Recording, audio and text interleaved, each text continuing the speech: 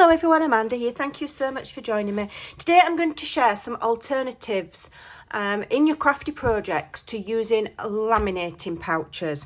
So why do we laminate things? Well, we laminate things sometimes to make them stronger, to protect them maybe, and it's a really useful thing. You can get laminating pouches, fairly inexpensive, but the downfalls are if you only want to do one thing, okay, you're going to struggle to get just, you know, a small piece. You can buy them in different sizes, but, you know, it can be difficult. Now, my laminating machine, I don't like the look of it when it's done, okay? It looks bulky. Sometimes you can end up with bubbles in it that you can't help it. And to me, it's not a great look unless you're doing something like, you know, a little journal cover or something. If you want to do your fussy cuts, it's not a great look, okay? It's not for me. So I've got several alternatives that I'm going to share with you, okay? Some I will just talk through, and a couple I will actually demonstrate. So in the first instance, I always, if I'm going to want to protect fussy cuts or maybe some tags or things like that, because I predominantly do journal making, but this would apply to card making or anything. If I'm using digitals, I always print them on lightweight cardstock. This one's run off the page because my printer's been a pain in the backside today. I always print them on lightweight cardstock. I wouldn't do any of this on just paper because it's just not sturdy enough, okay? So, one thing you can do is, I'm just going to grab some scissors. Obviously, you could just put that in your laminator, laminate it all, and then fussy cut them out, okay? But what if I only want one? What if I only want to do that today and I'm not doing the rest? Yeah, I don't want to laminate them. So I'm just going to bring in a very scruffy looking mat. I can only apologise in advance, but I don't want any of this stuff on my desk. So one thing that I've used and works really well is like a matte medium. And that I've used it on journal covers. I've used it sometimes on embellishments. And what that will do is it will seal that ink in. You know, and give it a little bit of stability and protect it. So if anything got splashed on it, like, you know, I don't know, a bit of coffee or a bit of food, it would hopefully wipe off. Okay, so this is one way of doing it. Now with matte medium, or you can use things like liquid acrylic wax. There's loads of different mediums that you can try, okay?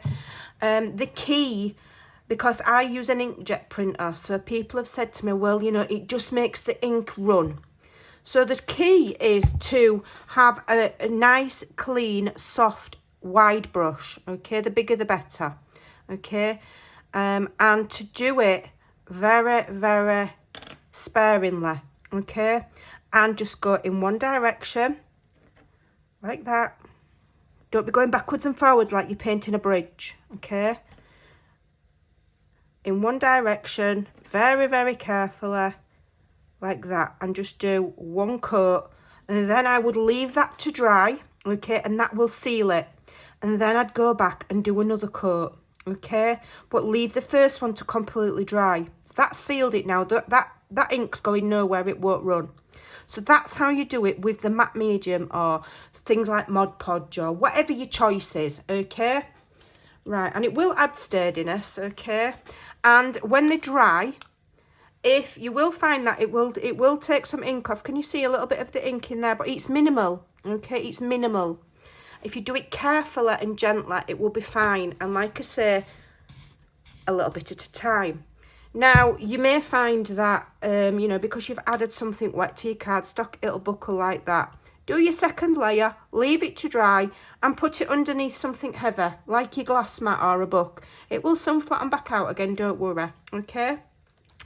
So another way, and everybody who's a crafter will know this, is your embossing ink and embossing powders. So you just get your embossing ink. I'm not actually going to physically do this because I can't be doing with embossing powder all over. Not today, Satan. I'm not in the mood. I don't do this very often, but it is a good way of doing it.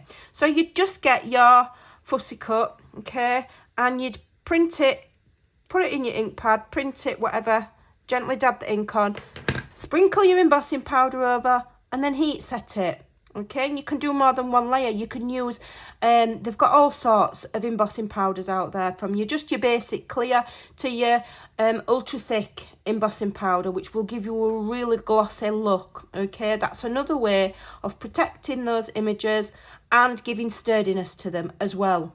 Okay, but we're not doing that today because I can't be doing with it. Another great way is things like glossy accents. Okay, and now I wouldn't cover an entire image with this, I don't think, but you can. Okay, and it will make that sturdy, and I've seen people do it and then they turn them into charms.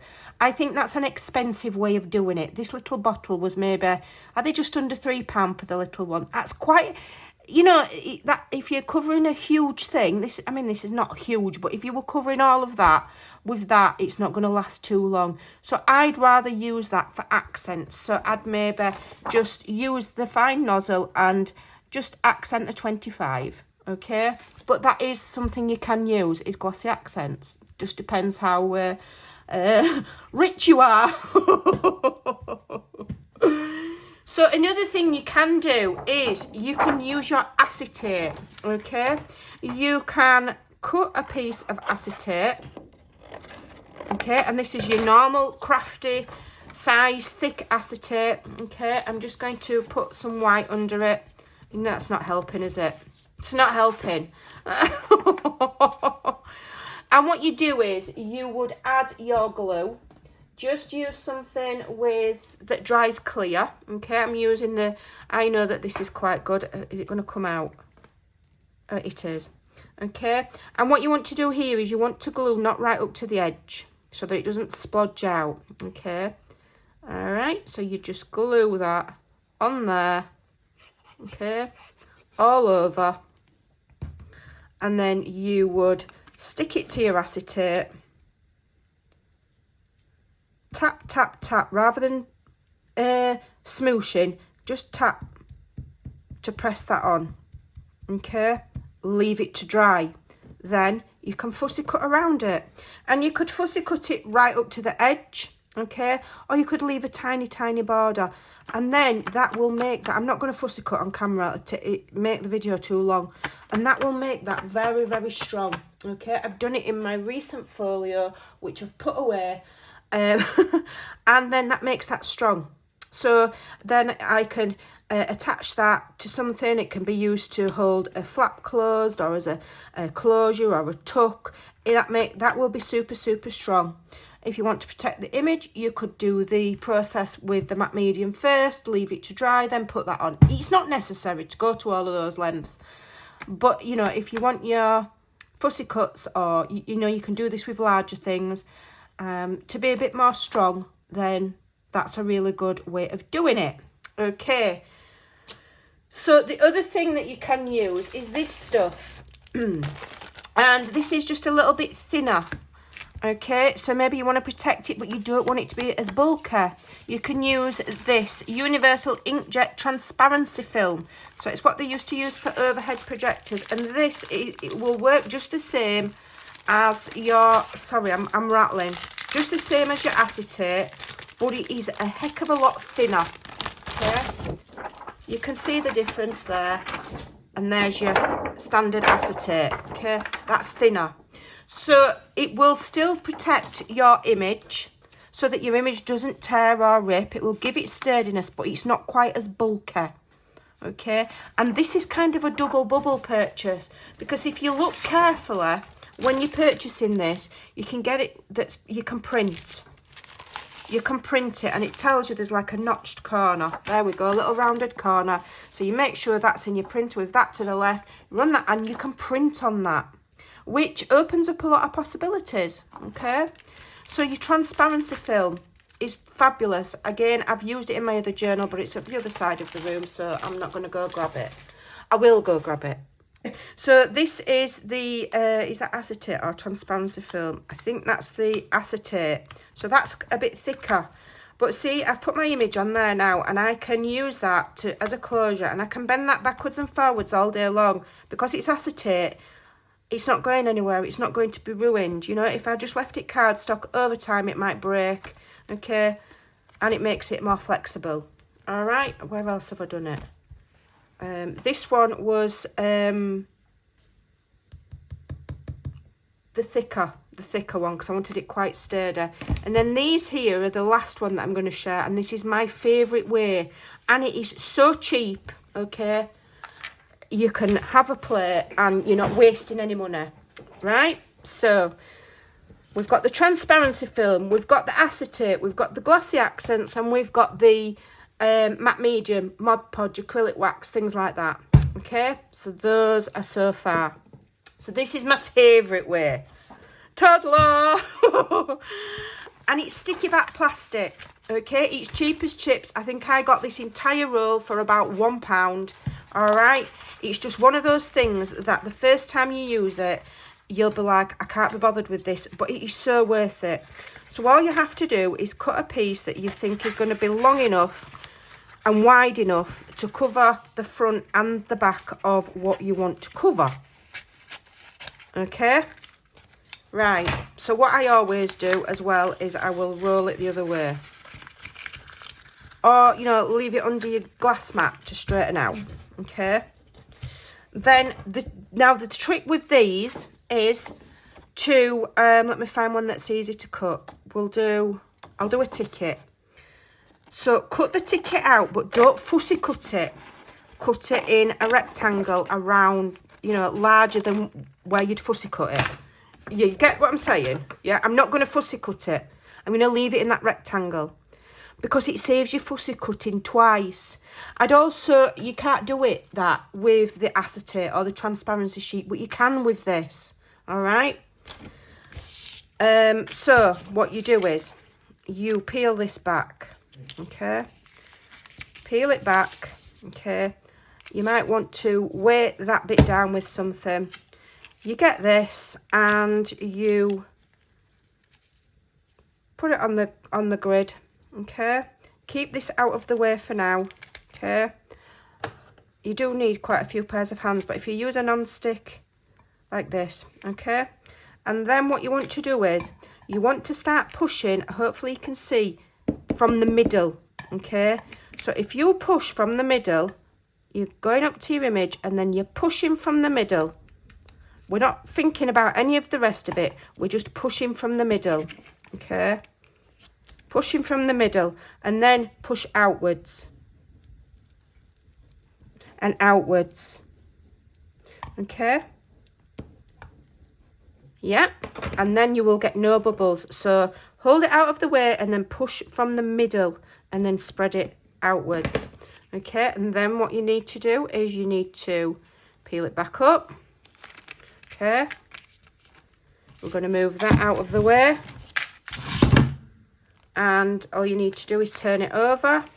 Now this piece has got a little crease in, so I might end up with a crease, but we're not bothered. So lift it up. Okay, I'm using a piece far too large here to demonstrate, okay? Press it down again in the middle and go in the middle. Just take your time, but you're going in, so you're lifting this up. You're not letting it lie flat. And you're going in the middle, okay? And once you've got to the edge, then you spread outwards. And you spread outwards. And you will get no bubbles, okay? And then from there, you can... Okay, take this excess off. I'm not too worried. I know I'm wasting here. I would use a lot less when I'm being careful. I'm doing it quickly for the video, okay? But it's very, very cheap, okay? And then you can go and you can fussy cut it like you would normally, okay? So let's try and... I've tried to pick a shape that's pretty easy to do, so you're not watching me fussy cut for an hour, okay? So just bear with me. And then, you know, you can turn them into charms. They'll be nice and sturdy. You can use them in your projects for, you know, tucks. And it gives it that extra strength. And sticky back plastic. It's the future. Well, it's not the future. It's been around for about 10 million years because we used it at school to cover our books. But there you go. Okay, so you've got a nice glossy finish. Okay, I've shown you how to do it so you don't get wrinkles.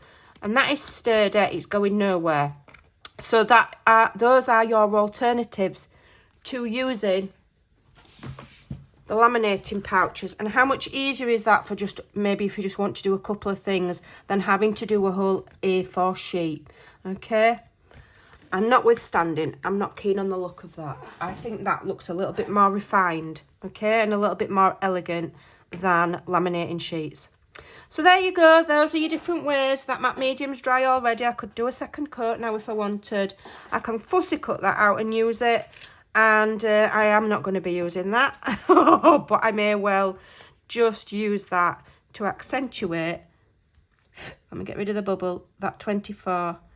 Okay. You just literally write with it. And I will now have a 3D 24 on my little image. Perfect. So that's what I do with my fussy cuts, and you can do it with just about anything. I hope that helps. Take care, and I'll see you again in the next video. Bye.